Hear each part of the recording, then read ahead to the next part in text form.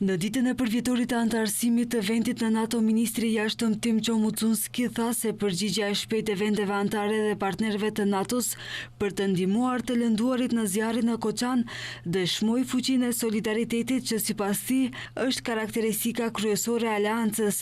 Duke folur për sfidat e shtetit në rrugën drejt NATO-s, ministri theksoi se rrethanat nuk kanë qenë pengesë për plotësimin e qëllimeve, sepse janë mbështetur nga qytetarët dhe strukturat politike. Ne njohim së bashku vlerat që na bashkojnë dhe rëndësinë e reformave që na kanë mundësuar të kontribuojmë në aleancën më të fuqishme politike ushtarake.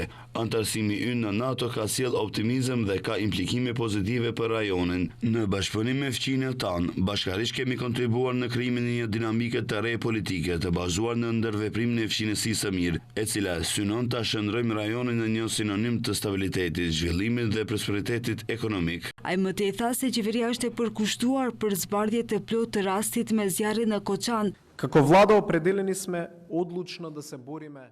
Nga ana jonë si qeveri, vetëm po i ndërmarrim të gjitha masat e nevojshme për hetimin e plotë të rastit, përfshirë edhe sjelljen e të gjitha personave të përfshirë që kontribuan të ndodhë një tragjedi e këtillë para organeve gjyqësore. Si qeveri, jemi të vendosur të luftojmë me vendosmëri me korrupsionin dhe të gjitha dukuritë devijuese, qëllimi i cilëve është të përforcojmë besimin dhe të avancojmë funksionalitetin e sistemit, në të cilin qytetarët do të kenë besim të plotë. Kujtojmë se më 27 mars të vitit 2020 Maqedonia e Veriut u bë anëtare e 30 e NATO-s. Antarësimit në këtë aleancë kishte paraprit ndryshimi i emrit të shtetit për shkak të kontestit me Greqinë, gjë që për vite me radhë kishte bllokuar integrimin atlantik të vendit.